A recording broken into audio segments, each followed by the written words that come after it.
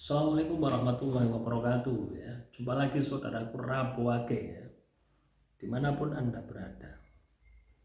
Kajian materi kali ini menanggapi komentar saudara Maria. Saya Rabu Wage memang betul ya, banyak ujian yang saya hadapi.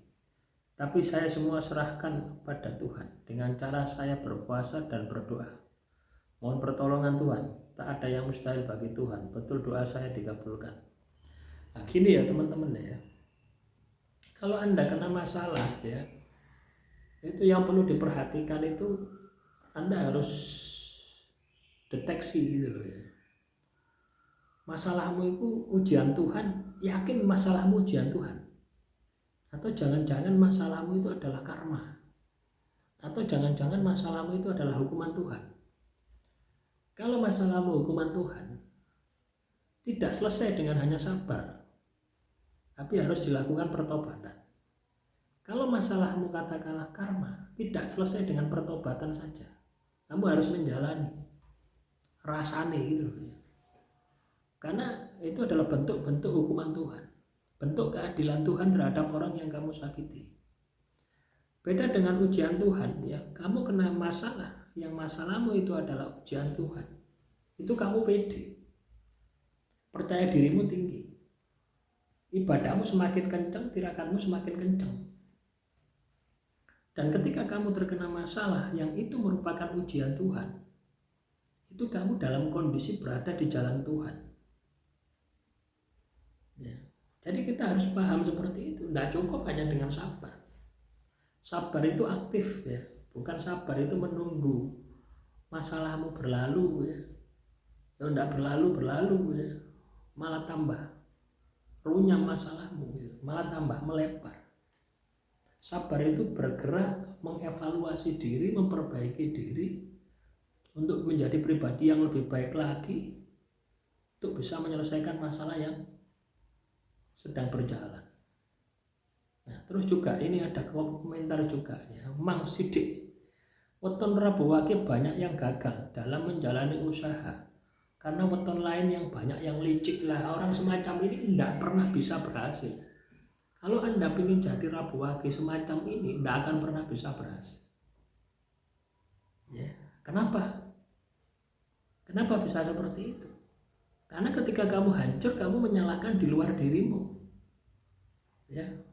Karena tidak semua masalah yang muncul di dalam usahamu itu karena kesalahan orang lain. Bisa jadi karena kamu yang tidak bisa beradaptasi, tidak bisa menyesuaikan diri. Akhirnya kamu mengkambing hitamkan orang lain. Nah, coba bayangkan, kalau kamu sudah mengkambing hitamkan orang lain, maka kamu akan tertutup dengan informasi kelemahan yang ada di dalam dirimu. Harusnya kelemahan itu bisa terlihat, kamu perbaiki, kamu sukses, tidak akan bisa terlihat. Kenapa? Yang salah bukan dirimu, yang salah orang lain. Akhirnya apa yang terjadi? Ya, kamu menanggung beban hancurnya usahamu, tapi kamu tidak mendapatkan manfaat dari kehancuran usahamu itu. Ya. Nah, jadi seperti itu. Ini masih sama ya, pertanyaan yang sama ya. Weton Rabu Wage itu jarang yang kaya, itu bukan karena sial ya, tapi karena terlalu jujur sehingga sangat mudah ditipu sama weton-weton yang lain. Karakternya memiliki sifat licik. Lah ini menyalahkan lagi orang karakter Rabu Wage semacam ini, apa busuk karakternya. Loh ya, karakternya busuk. Ya, tidak mungkin orang Rabu Wage itu bisa kaya, jarang kaya. Ya, orang lain yang disalahkan. Ya padahal ya enggak, banyak orang yang Rabu Wage kaya raya, banyak. Ya cuma kamu saja yang miskin gitu loh ya. Kenapa bisa seperti itu? Karena kamu tidak mengenal dirimu. Ketika kamu terkena masalah, kamu tidak melihat dirimu. Kamu selalu menyalahkan orang lain. Ini yang perlu diperbaiki di sini ya. Kesadaran diri. Nah, biasanya orang yang tidak sadar diri semacam ini itu mesti spiritualnya melempem, ibadahnya melempem, apa meneh tirakate blas. Silakan dibuktikan kalau tidak percaya ya. Jadi pentingnya. Jadi seperti itu teman-teman ya. Prabu Wage itu bisa kaya, bisa jaya, bisa sama ya. Yang membuat Anda itu kaya tidak kaya itu bukan karena weton Anda Prabu Wage ya, tapi kelakuan Anda. Jadi seperti itu teman-teman ya. Prabu Wage itu ngeyelan, ndak gelem disalahno ya. Prabu Wage ku ngeyelan, ndak gelem disalahno teman-teman ya. Kecuali proses alam ya, Anda akan kena masalah yang itu hancur sehancur-hancurnya ya.